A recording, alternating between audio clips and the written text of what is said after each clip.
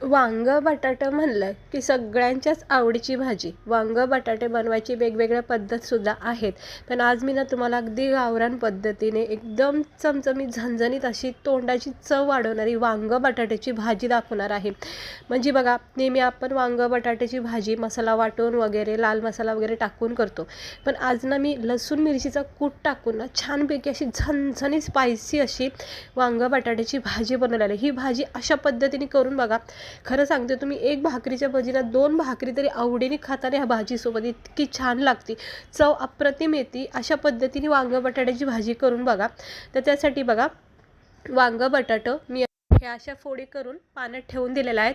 आता ह्याचं सगळं आपण पाणी काढून घेऊया. ह्या अशा बटाट्याच्या फोडी, वांग्याच्या फोडी, हे असं बीवालं वांगं ना, याची भाजी खूप छान चवदार बनते.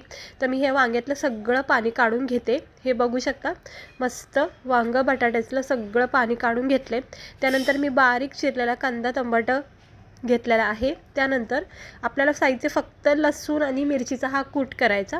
हवं तर तुम्ही इकडे थोडेसे शेंगदाणे टाकू शकता, पण अजिबात टाकले नाही तरी काही हरकत नाही.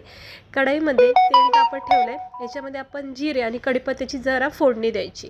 थोडासा तडका झाला की याच्यामध्ये बारीक चिरलेला कांदा टमाटर टाकायचं आणि चांगलं मिक्स करून घ्यायचं. मग याच्यामध्ये आपण लसूण मिरचीचा कूट टाकायचा आणि हे सगळं साहित्य व्यवस्थित मिक्स करून घ्यायचं.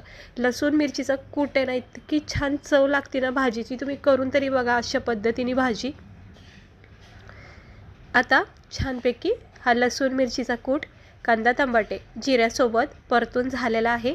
याच्यामध्ये थोडासा गरम मसाला, थोडासा हळद, थोडीशी धना पावडर आणि चवीनुसार मीठ टाकायचं.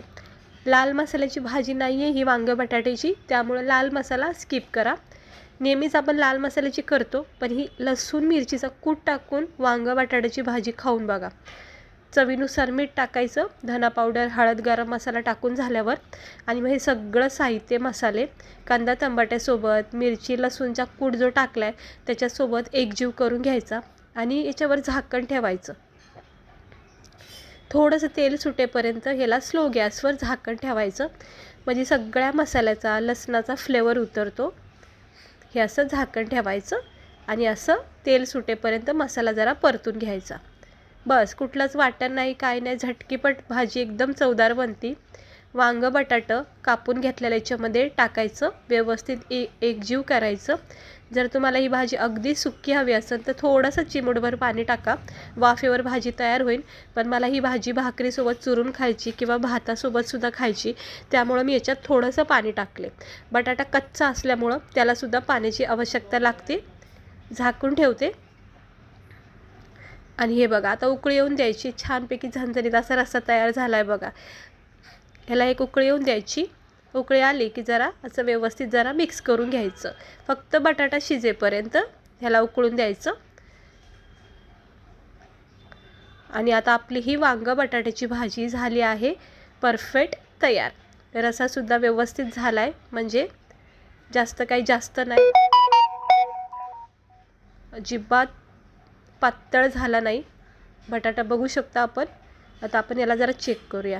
बस, परफेक्ट. बटाटा पण छान प्रकारे शिजून झाला. आता गॅस बंद करते. एवढा रस्सा पुरेसा आहे.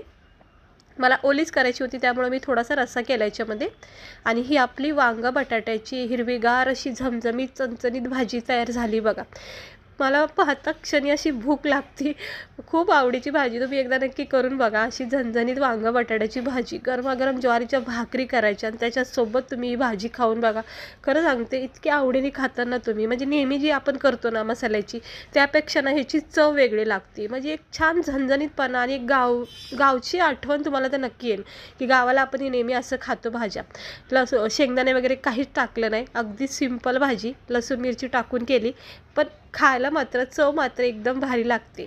तर करून बघा सोप्या पद्धतीने. नेहमी वांगं बटाट्याची तीच भाजी जर खाऊन कंटाळा आला असेल तर लसूण मिरचीचा कूट टाकून ही वांगं बटाट्याची भाजी करून बघा.